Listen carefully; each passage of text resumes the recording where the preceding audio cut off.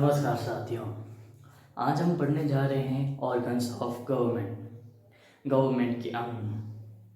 Government अपने अंग के बिना बिल्कुल अस्तित्व में नहीं आ सकती। Government will not working without his organs. और गवर्नमेंट के बिना देश का कोई अस्तित्व नहीं होता और देश कोई चल नहीं सकता, ना ही उस देश के लोग चल सकते हैं। तो आज हम इन्हीं ऑर्गन्स ऑफ गवर्नमेंट को पढ़ेंगे। सबसे पहले मैं आपको प्रीव्यू दे देता हूँ। ऑर्गन्स ऑफ गवर्नमेंट में 3 ऑर्गन होते हैं, लेजिस्लेचर, एग्जीक्यूटिव एंड जुडिशरी। तो सबसे पहले हम शुरू करते हैं कि गवर्नमेंट के लिए स्टेट की नेसेसरी होती है। तो हम सबसे आगे से पढ़ते हैं। ये है हमारी heading organs of government. The state is necessary and the universal institution for civilized human society. In fact, the state is the regional society which is interrupted as the state government and the people. State बहुत ही महत्वपूर्ण universal institution of civilised human society, सभी मानव समाज के लिए एक ये वैश्विक संस्थान है। In fact state is regional society, यानी उस रीजन का स्टेट एक रीजनल सोसाइटी है। यहाँ आपको ध्यान देने की ज़रूरत है कि यहाँ पे स्टेट का मतलब देश है, राज्य नहीं। ठीक है। गार्टर के शब्दों में government is made of a group of its organs. इस कोई भी सरकार जो बनती है वो उसके अंगों से बनती है। अपने अंग के बिना सरकार कुछ नहीं है। whose function is differ but whose responsibility and goal are same, whose cooperation is essential for success। यानी गवर्नमेंट के हर ऑर्गन, जैसे लेजिस्लेचर हो गया, एग्जीक्यूटिव हो गया और जुडिशरी हो गया, इन तीनों ऑर्गन्स का काम अलग अलग हो सकता है, function are differ, but these threes goal are same. इन तीनों का लक्ष्य एक है, इन तीनों का लक्ष्य एक है, गोल आर सेम एंड रिस्पॉन्सिबिलिटी, और जिम्मेदारी भी एक ही है, वो है सक्सेस यानी कामयाबी। किसकी कामयाबी? अपने देश की और उस देश में रहने वाले लोगों की कामयाबी। ठीक है। It is clear that the government is a necessary element of state.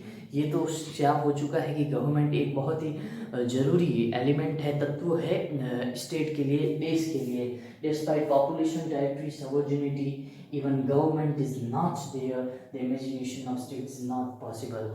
अगर गवर्नमेंट वहाँ ना हो तो हम देश की कल्पना भी नहीं कर सकते और हम देश के बारे में सोच भी नहीं सकते।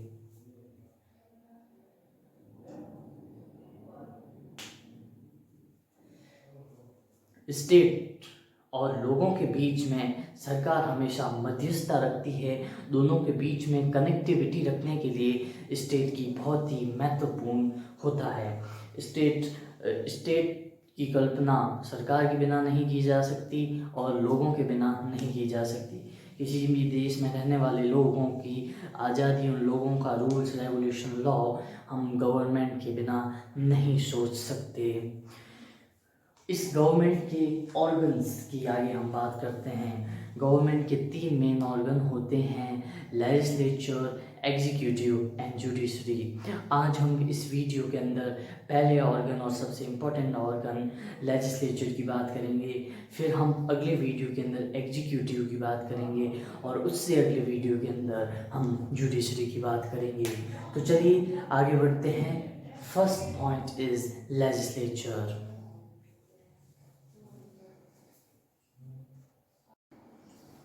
चलिए आगे बढ़ते हैं। Organs of government. Government is the called soul of state. Government को यानी सरकार को देश की आत्मा मानी जाती है। बिना गवर्नमेंट के कोई देश की हम कल्पना नहीं कर सकते। There are 3 main organs of government from which government is made. First legislature, second executive and third judiciary. Government के 3 अंग होते हैं जिनसे कि सरकार बनती है, वो है लेजिस्लेचर, एग्जीक्यूटिव एंड जुडिशरी। जिसमें से आज हम लेजिस्लेचर पढ़ेंगे। Legislature, the status of legislature is highest from 3 of them. Legislature इन तीनों में से सबसे ऊपर है, सबसे महत्वपूर्ण है और सबसे बड़ा भी है। In different countries, the legislature called by different names. Just like in America, it's called Congress. In Japan, it's called National Diet, and in India, it's called Parliament, and UK, it's also called Parliament. दुनिया के अलग अलग देशों के अंदर इसको अलग अलग नाम से बुलाया जाता है।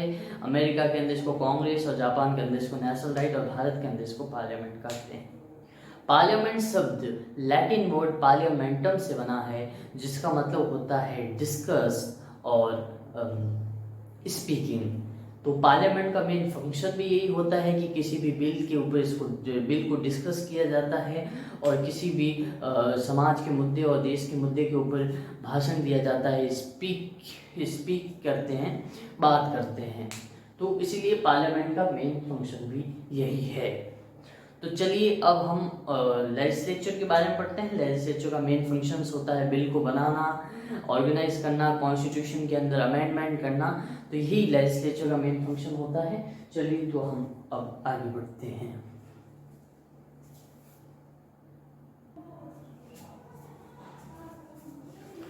लेजिस्लेचर पढ़ने से पहले सबसे हम पहले इसके इतिहास के ऊपर नजर डाल देते हैं, हिस्ट्री ऑफ लेजिस्लेचर। पहले दुनिया के अंदर सिंगल हाउस लेजिस्लेचर हुआ करता था। कोई भी बिल बनाना होता था तो बिल वो सिंगल हाउस लेजिस्लेचर बनाता था। परंतु जैसे जैसे विश्व आगे बढ़ता गया, मॉडर्न टाइम आया, तो बाई कैमरल लेजिस्लेचर बन गया, यानी 2 हाउसेज। जैसे हमारे देश के अंदर लोकसभा और राज्यसभा है। लोकसभा इज लोअर हाउस, जिसके अंदर डायरेक्टली इलेक्टेड किए जाते हैं, सीधा लोग चुनते हैं, वो लोकसभा में आके बैठते हैं। और राज्यसभा जिसको अपर हाउस कहते हैं, जिसको स्टेट्स वाले भेजते हैं। कोई भी बिल बनाना होता है तो लोकसभा के अंदर एक हाउस के अंदर उसको इंट्रोड्यूस किया जाता है, उसके ऊपर डिस्कस्ड होता है, फिर उसको फर्स्ट हाउस से पास करके सेकंड हाउस में भेज दिया जाता है। वहाँ पे भी अगर डिस्कस करके पास कर दिया गया तो प्रेसिडेंट के पास भेज दिया जाता है, और प्रेसिडेंट के साइन करते ही वो एक्ट बन जाता है। तो पहले ये सिंगल हाउस हुआ करता था, परंतु जैसे जैसे आगे बढ़ा तो ये पता चला कि एक हाउस की मोनोपोली हो जाती है, तो 2 हाउस की बनाए जाएं ताकि एक दूसरे के बीच कॉन्फ्लिक्ट हो तो बिल और अच्छी तरह से बने। तो चलिए अब हम आगे बढ़ते हैं। इसके फंक्शंस क्या हैं, लेजिस्लेचर के क्या फंक्शंस।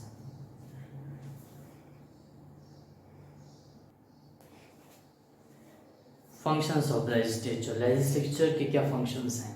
देखिए लेजिस्लेचर, पहले मैं आपको ये क्लियर कर दूं, लेजिस्लेचर पार्लियामेंट को ही कहते हैं। पार्लियामेंट के अंदर जो लेजिस्लेचर, यानी जैसे हम मेंबर ऑफ पार्लियामेंट को चुनते हैं, एमपी को चुनते हैं, तो वो हमारे चुने हुए लोग मेंबर ऑफ पार्लियामेंट में लोकसभा और राज्यसभा में बैठे हैं, वही लेजिस्लेचर कहलाते हैं और वही लेजिस्लेचर का पार्ट है। किसी भी देश के अंदर लेजिस्लेचर सबसे इम्पोर्टेंट होता है, कोर ऑफ गवर्नमेंट होता है। एग्जीक्यूटिव और जुडिशरी सेकंड थर्ड नंबर पे आते हैं। तो लेजिस्लेचर सबसे इम्पोर्टेंट होता है।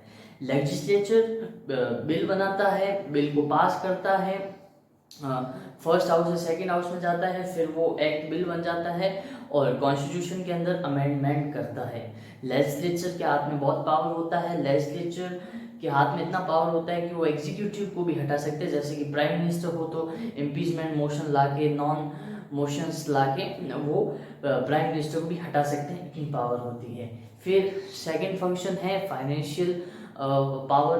लेजिस्लेचर जो भी बिल होता है लेजिस्लेचर के अंदर पास होता है। लेजिस्लेचर अपनी परमिशन देता है, साइन करता है, तभी वो बिल पास होता है। देश का एनुअल बजट भी लेजिस्लेचर के थ्रू होता है। देखिए लेजिस्लेचर के पास जो लोग सब हैं वो लेजिस्लेचर हैं, और वो मेजोरिटी बना के कोई भी बिल पास कर सकते हैं, कुछ भी कर सकते हैं। तो फाइनेंशियल बिल भी लेजिस्लेचर बिना पास नहीं हो सकता।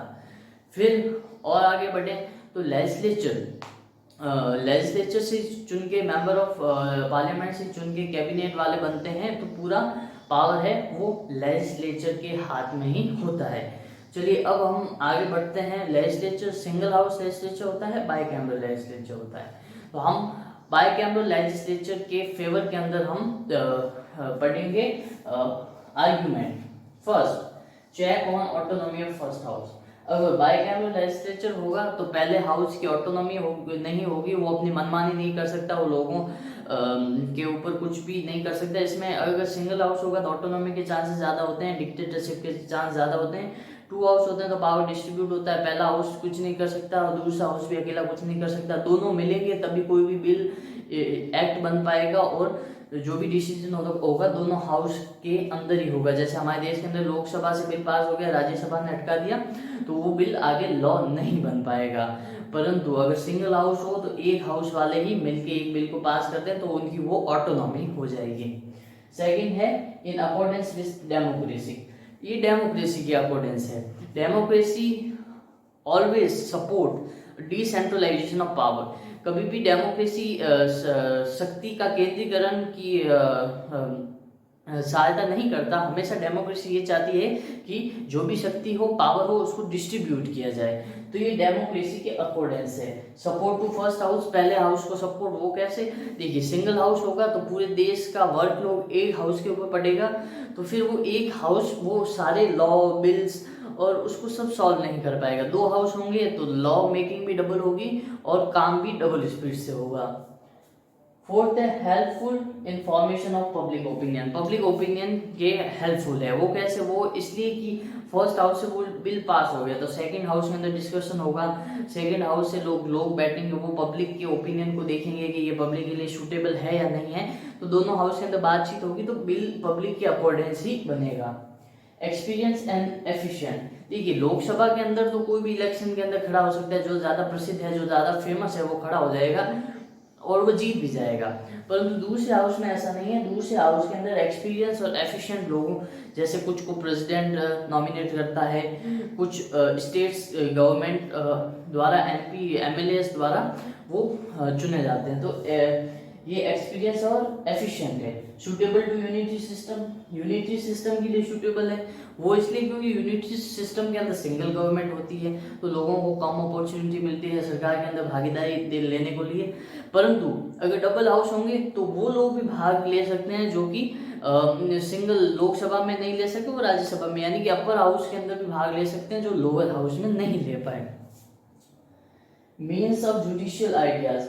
लोगों के साथ न्याय होगा और ये लोगों के साथ न्याय होगा। चलिए अब हम आगे बढ़ते हैं। Argument against bicameralism. फेवर में पढ़ लिए, अब हम अगेंस्ट में पढ़ते हैं। पक्ष और विपक्ष दोनों पढ़ेंगे। चलिए अब हम पढ़ते हैं आर्ग्यूमेंट अगेंस्ट बाइकैमरलिज्म। पहला, डिलिंग इंस्टीट्यूशन। डिलिंग इंस्टीट्यूशन इसलिए क्योंकि फर्स्ट हाउस से तो बिल पास हो गया, परंतु सेकंड हाउस के अंदर अगर डिले किया जाएगा तो बिल और लेट पास होगा। इसलिए सेकंड हाउस की इतनी आवश्यकता नहीं थी इनके अनुसार, क्योंकि फर्स्ट हाउस के अंदर ही काम हो सकता था। तो सेकंड हाउस के अंदर बिल पास करके उसको डिले और आगे बढ़ाया जाए, ये इसका फर्स्ट डिमेरिट्स है। Second, problem of organisation. Organisation की प्रॉब्लम। ऑर्गेनाइजेशन की प्रॉब्लम इसलिए क्योंकि फर्स्ट हाउस के अंदर तो लोगों द्वारा डायरेक्ट लोग चुन के आ जाते हैं, परंतु सेकंड हाउस एमएलए द्वारा चुने जाते हैं, यानी राज्यसभा में एमएलए द्वारा एमपी चुने जाते हैं। तो राज्यसभा के अंदर पैसे देके लोगों को भेजा जाता है। जैसे किसी पार्टी के अगर 10 एमएलए हैं तो 10 लोग मिलके एक मेंबर ऑफ राज्यसभा भेजते हैं, तो पैसे लेके वो भेजते हैं। तो इसके अंदर जो रिच लोग हैं उनका ज़्यादा डोमिनेंस होता है राज्यसभा के अंदर एज कम्पेयर टू लोकसभा, क्योंकि इसमें लोगों की नहीं सुनी जाती, इसमें एमएलए खुद आगे चुनते हैं और वो सब भ्रष्टाचारी होते हैं। Wastage of money. देखिए, फर्स्ट हाउस के अंदर 5 से 45 लोग हैं, सेकंड हाउस के अंदर हमारे 2 से 45 लोग हैं। तो फर्स्ट हाउस से अगर काम हो सकता था तो सेकंड हाउस में इतने लोगों को हम सैलरी देते हैं, फिर उनको अरेंजमेंट करने के लिए इतने सर्वेंट लगे हुए हैं, इतनी गाड़ियां लगी हुई है, तो बहुत ज़्यादा एक्सपेंडिचर लगता है इस राज्यसभा के अंदर। साथ ही साथ वेस्टेज ऑफ टाइम भी है। Fourth, conflict, probability of conflict between both houses. Both house के बीच कॉन्फ्लिक्ट होता है, दोनों के बीच बनती नहीं। जैसे फर्स्ट हाउस से तो बिल पास कर दिया, परंतु सेकंड हाउस के अंदर बिल पास नहीं कर पाए। और अगर ये चांसेस हो कि फर्स्ट हाउस के अंदर केंद्र सरकार की मेजोरिटी है, परंतु स्टेट्स के अंदर सेंट्रल गवर्नमेंट के पास इतने मेंबर ऑफ लेजिस्लेटिव असेंबली नहीं है, तो सेकंड हाउस के अंदर अपोजिशन पार्टी वाले बिल को पास होने ही नहीं देंगे। कभी कभी तो इस पार्टी पॉलिटिक्स के चक्कर के अंदर जो बिल लोगों के फायदेमंद होता है उसको डिले कर दिया जाता है, कैंसिल कर दिया जाता है। अननेसेसरी ऑफ फेडरल सिस्टम के लिए ये अननेसेसरी है क्योंकि फेडरल सिस्टम में पहले ही पावर को डिस्ट्रीब्यूट किया जा चुका है, उसमें और डिस्ट्रीब्यूट करेंगे तो फिर पार्टी पॉलिटिक्स की और उत्पत्ति होगी और लॉ के अंदर डिले होगा। तो आज का ये लेसन, ये चैप्टर इस वीडियो के अंदर लेजिस्लेचर क्लियर किया गया है। अगले वीडियो के अंदर हम करेंगे एग्जीक्यूटिव और उससे अगले वीडियो में हम करेंगे जुडिशरी। अगर आपको ये वीडियो पसंद आया हो तो प्लीज़ लाइक, शेयर और चैनल को सब्सक्राइब जरूर कीजिएगा। जय हिंद, जय भारत, वंदे मातरम।